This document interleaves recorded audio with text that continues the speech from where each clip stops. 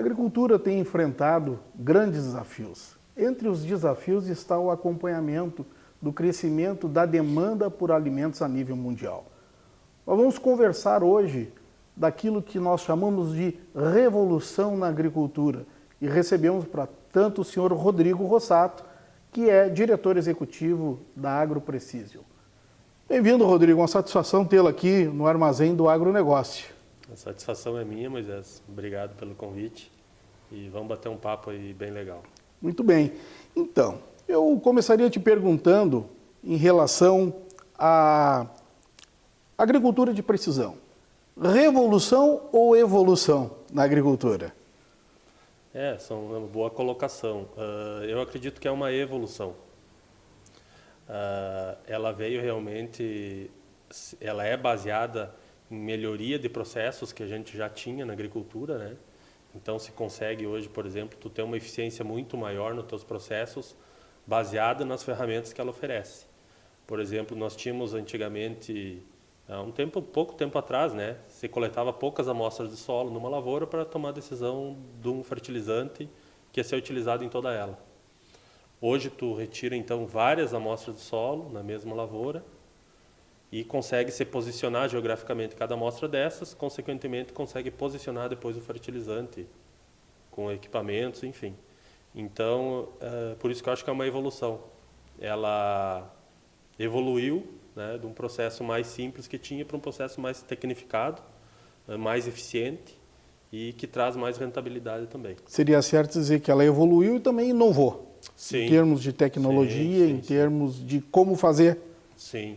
Agregado a isso, né, tem toda a parte de inovação, como tu colocou, né, porque baseado nessas ferramentas, principalmente posições geográficas que foram tem uma oferta maior hoje no mercado que antigamente, se desenvolveu todo um parque de máquinas, né, para atender essa demanda do produtor. Então hoje, através disso, tu consegue fazer mapeamento da colheita, consegue fazer mapeamento de taxa variável de aplicação, taxa variável de plantio, nitrogênio em taxa variável, consegue ter inúmeras ferramentas hoje, piloto automático, equipamentos que, por exemplo, um trator que anda sozinho na lavoura com precisão... Os autônomos chegando aí.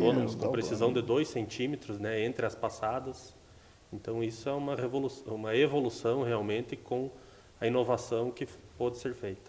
Se nós fôssemos traçar um processo da agricultura de precisão, ou seja, aonde ela inicia e no que ela resulta. Tu poderia fazer um desenho deste processo? Tudo começa com análise de solo? De modo geral, sim, né? Basicamente, hoje, 90% dos modelos de projetos de agricultura de precisão são baseados inicialmente no processo do solo, em tu melhorar a fertilidade dele através das análises e de mapeamento. Posteriormente, esse mapeamento, tu projeta as correções de solo com a ideia principal de tu suprir a necessidade do solo ou da planta a um nível básico, vamos dizer assim, né? Ou seja, tu ter um nível suficiente de fertilidade química naquela área para a planta poder expressar todo o potencial produtivo. Posteriormente a isso, tu começa a agregar outras ferramentas, que são evoluções dos principais passos, né? Então, por exemplo, quando nós temos clientes já que a gente acompanha há certo tempo, já há 2, 3 ciclos de agricultura de precisão com mapeamento, com aplicação em taxa variável e tal, tu já consegue ter mapas de colheita, tu consegue ter mapas de pulverização em taxa variada, tu consegue ter imagens de satélite, agrega imagens de Vante, ou seja, tu começa a fazer camadas de informações em cima daquela lavoura. E um conjunto de cruzamento de dados. Isso aí. Aí tu começa a ter tanto dado na tua mão que tu começa a ser muito mais assertivo. Tu começa a trabalhar esses dados de uma forma mais inteligente, consequentemente, tu tem um resultado melhor, muitas vezes, utilizando as mesmas coisas que tu tinha, né? Tu otimiza muito mais aquela... Melhorar com o mesma estrutura, o que muda todo é a questão manejo. Isso aí, isso aí. Questão de E baseado em informação, né? Lógico. Por exemplo, uma informação rápida, assim, uma colheitadeira hoje, com o mapeamento de colheita, ela consegue te entregar 600 informações por hectare. Então, isso é um número muito grande de informação. E é uma informação muito qualificada porque ela está te dando um resultado de um processo de manejo que tu efetuou na lavoura. Então, quando se consegue ter mapas de colheita de qualidade, com alta qualidade, que a gente consegue trabalhar esses mapas lá internamente, a gente consegue muitas vezes ir para um outro processo, que é começar a criar zonas produtivas. Zonas com baixo potencial produtivo, com médio, com alto. E começar a interferir de diferentes formas nessas zonas. Mas são passos, né? Vamos dizer assim. Primeiro tem que fazer toda uma parte mais básica do mapeamento solo, da agricultura de precisão, para posteriormente tu evoluir para esses outros passos. Aí sim, começar com taxa variável de semeadura. Já tem possibilidade muito boa de taxa variável de nitrogênio, que todas essas ferramentas também, elas têm que se pagar. Né? Resumo da história. Da ópera. Da ópera, toda ferramenta ela tem que dar resultado, né? Como em qualquer negócio. Então, a academia já estudou muito isso, né? Então, hoje tem inúmeros trabalhos, teses, dissertações de mestrado, doutorado, que fizeram já todo esse trabalho básico de retorno financeiro. E então a gente tem muita tranquilidade em aplicar isso na lavoura, porque já se sabe que essas ferramentas elas dão resultado realmente quando bem utilizadas. Nós temos vivenciado no dia a dia do produtor rural que os resultados, as margens, elas vêm se achatando com o tempo, ou seja, as margens vêm reduzindo, as margens de lucratividade. Aumenta-se produtividade e reduz rentabilidade. Logicamente que imaginamos que a precisão, ou seja, a agricultura de precisão, também vem auxiliar na questão de custos. Sim, sim, diretamente, né? Hoje a gente atua num dos fatores mais importantes do desembolso do agricultor, por exemplo, que é a questão do fertilizante, né? Existem as outras áreas também, mas uma área que a gente atua de forma mais intensiva. Então, o que a gente observa? No mínimo hoje, nos trabalhos que a gente acompanha de lado a lado, com os produtores que a gente faz trabalhos, enfim, a gente consegue um incremento em torno de 5% de rendimento, de rentabilidade, vamos dizer assim. Ou seja, ele paga todo o serviço e tem 5% ainda em cima de rentabilidade da produção e tal. Com a questão da agricultura de precisão, tu consegue gerir muito melhor esses custos, né? Porque como eu estava comentando no início aqui, você tem uma eficiência muito maior, muitas vezes com os mesmos insumos. Porque vamos pegar um exemplo bem prático, você utiliza lá 3 toneladas de calcário por hectare, numa área de 100 hectares tu ia utilizar 300 toneladas numa dose só. Né? Um processo anterior de agricultura mais convencional, mais tradicional, vamos dizer assim. Com a agricultura de precisão, tu pode usar as mesmas 300 toneladas, só que vai ter locais que tu precisa 1.500 quilos, como tem local que vai cair 4.000 quilos, 5.000 quilos. Então, você vai estar atendendo essas demandas de forma diferente e equilibrando melhor o solo, consequentemente equilibrando melhor o sistema solo, consequentemente as plantas vão ter uma estabilidade produtiva maior. Então, muitas vezes, tu mexe nessa gestão de custos dessa forma também. Economia em insumos. Pode-se gerar economia em insumos dependendo do nível de fertilidade que se está. Né? Não é isso foi muito vendido no início, né? No início, quando surgiu a agricultura de precisão, lá em 2005, 2006, se vendia muito a questão de economia de insumos, porque vai baixar as tuas doses e tal. Mas é muito variável isso, porque hoje nós temos essa percepção que vale muito mais a pena tu realocar muitas vezes os teus recursos do que tu cortar. Porque muitas vezes tu criou uma gordura, tu construiu uma fertilidade do teu solo, uma fertilidade química, e é muito fácil para mim como empresa chegar lá e corta aqui para o negócio você pagar mais rápido. Mas aquilo foi uma construção que tu fez, uma poupança que tu criou. Então, quem sabe a gente mantém aquela poupança. Ou seja, a melhora do solo ela vai se dando conforme se vai trabalhando continuamente. Isso continuamente. Aí. Deixar de se fazer esse trabalho também pode não ser uma solução. Sim. Ou seja, precisa continuar se fazendo o trabalho de manejo, o trabalho contínuo, mesmo estando em boas condições, como tu estás colocando. Sim, porque existe todo um processo de perda natural do solo, né? Ou seja, o solo naturalmente ele perde fertilidade por diversos processos químicos, físicos e biológicos. Existe diferença de exportação desses nutrientes da cultura, né? Então, por exemplo, na mesma lavoura, se tu tem um mapa de colheita, tu vai ver na tua lavoura lá, tem áreas que está saindo 90 sacos por hectare, tem áreas que está saindo 40 sacos por hectare na mesma lavoura. E tu está fechando uma média de 60. Então, a exportação de nutriente que acontece, ela é muito variável. Então, tu também tem que estar atendendo isso, né? E cuidando isso para que tu não empobreça teu solo ou não invista erroneamente em locais que não estão te dando resposta, né?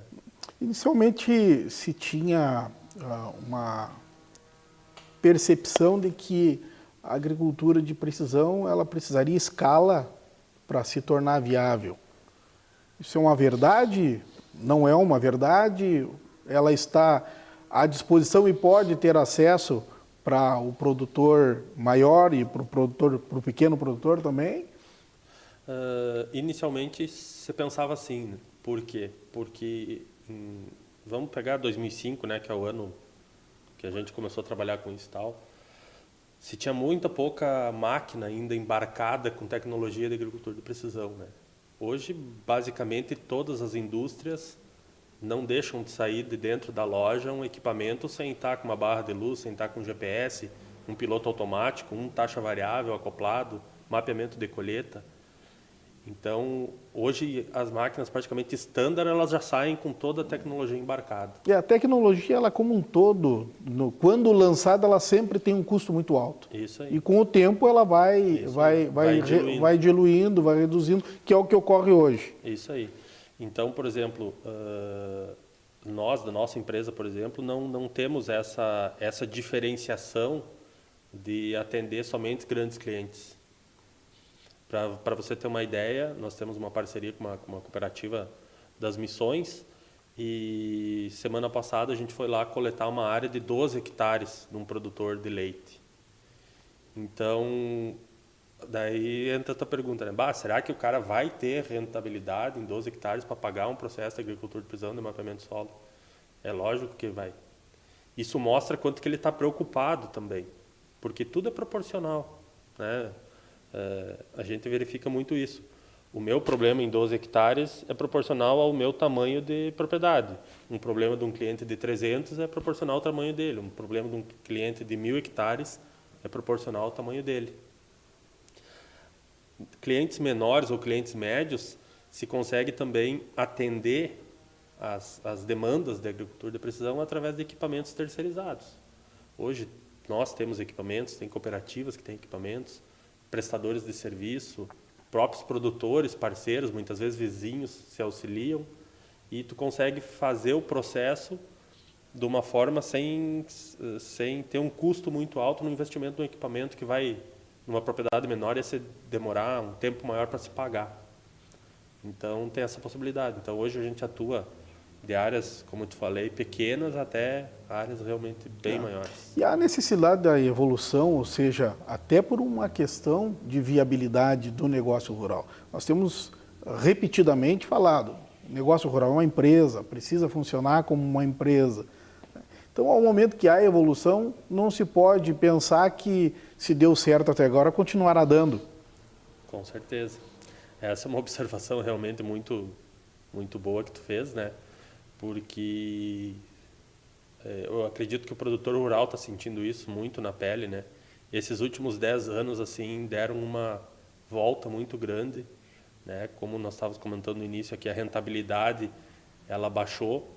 Então hoje nós temos que realmente colher muito bem e ser muito mais assertivo, seja na gestão do custo, seja na gestão de pessoas, na gestão da fertilidade do solo, num plantio bem feito, num manejo, na colheita.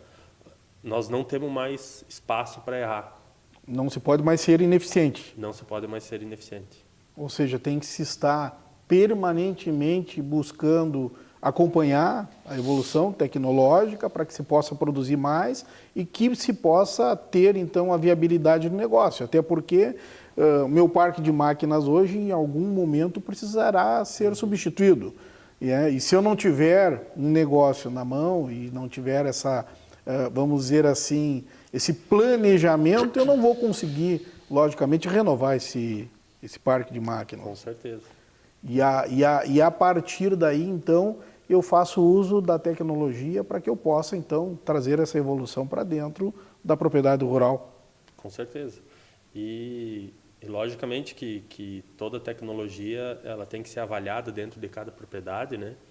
Para ver o que cabe dentro da propriedade, né? Existem hoje determinadas tecnologias que elas são caras ainda, porque são coisas ainda muito novas, mas tem várias tecnologias que estão muito acessíveis, né? Como eu estava te comentando antes, tu pega uma barra de luz, por exemplo, que é um direcionamento de uma pulverização. Sem esse direcionamento de pulverização, como se trabalhava antigamente, se estima que tu tenha um gasto a mais de inseticida, fungicida, herbicida em torno de 10%, só por sobreposição da aplicação. Quando tu implanta um projeto de piloto automático ou uma barra de luz, essa tua sobreposição pode cair para 3%, para 5%, dependendo até para 2%. Então, esse tipo de equipamento é equipamento que hoje, de modo geral, você paga facilmente na propriedade. Está ao alcance. E está ao alcance. Está ao alcance. Agora, tem outras demandas que estão vindo de tecnologias, né, que elas ainda precisam realmente uma maturidade maior e para se tornar uma ferramenta de uso comum. Seria o caso dos drones? Os drones são uma ferramenta muito boa, né, para verificação em loco de manchas de fertilidade, manchas na lavoura e tal. Eles têm alguns empecilhos em relação, no meu ponto de vista, em relação à escala, né, de utilização deles. Eles ainda têm uma questão de bateria, né, de ter pouca durabilidade da bateria, então tu não consegue trabalhar com ele muito tempo, enfim. Os próprios vantes, né, são equipamentos autônomos também, voam sozinho, tem uma capacidade de escala muito maior, mas são equipamentos ainda muito caros, né? Eles estão hoje na faixa de 80 a 100 mil reais. Que é o que tu comentavas antes, que existe tecnologia que ainda é muito cara. Como muito tudo caro. Que é lançado, que nós já comentamos anteriormente. Isso aí, né? Muitas vezes por o produtor ter, né? Por exemplo, tem empresas que a gente é parceiro que eles já possuem esses equipamentos e terceirizam esse serviço. Então, dependendo da propriedade, dependendo do objetivo, dependendo o estado de tecnologia que ele está, esse equipamento já cabe na demanda dele, fazer um imageamento, ter uma taxa variável de nitrogênio, avaliar potencial produtivo, avaliar ataque de praga e tal. Mas são equipamentos que eles estão já dispostos no mercado, mas para um produtor final comprar ele ainda está um pouco mais caro, né? E nós não temos uma cultura de associativismo para isso. Não, nenhuma, né? Infelizmente. Infelizmente, e imagino que teremos que evoluir para isso. Eu acredito que é uma evolução natural, né? Talvez agora com essa questão da eficiência, da gestão de custos, ela ser bastante importante, talvez isso comece a ocorrer de uma forma mais natural. Nós temos exemplo de vizinhos nossos, por exemplo, a Argentina, que tem uma terceirização toda, né, de colheita, de pulverização e de plantio implantada no país inteiro. Né, e é aqui do lado. Né? É aqui do lado. As grandes fazendas do Mato Grosso, grandes grupos do Mato Grosso, tem grupos que trabalham basicamente com muita terceirização. Então, na ponta do lápis, nós vamos ter que começar a realmente ter essa parceria, muitas vezes, para tu ter um acesso de qualidade, de uma tecnologia com uma qualidade melhor e uma eficiência muito maior. Né? Muito bem. Rodrigo, nós queremos agradecer a tua presença, a tua disponibilidade, ter vindo conversar conosco no Armazém do Agronegócio, todas as importantes informações. Primeiramente, agradecer a pessoa do Moisés aqui, esse convite, né, para a gente vir aqui trocar um pouco de ideia aqui. Esperamos ter transmitido um pouco de conhecimento, transmitido um pouco de deixar aquela pulguinha atrás da orelha de cada um, porque nós somos filhos de produtores, eu e meu irmão, a gente é filho de produtor também, tem propriedade, então a gente sabe muito bem como que é tu montar o custo de uma lavoura, a dificuldade que tu tem quando tu vai contratar uma tecnologia, quando tu vai contratar uma empresa. Então a gente tem uma preocupação extra, vamos dizer assim, porque a gente tem isso em casa também. Não foi fácil implantar lá em casa, né? Como não é fácil na maioria das... Porque tem todo um investimento e um retorno financeiro que tem que estar por trás disso. Então, muito obrigado, a gente está à disposição. Somos uma empresa aqui de Cruz Alta e estamos à disposição de vocês para o que precisar. Está muito bem.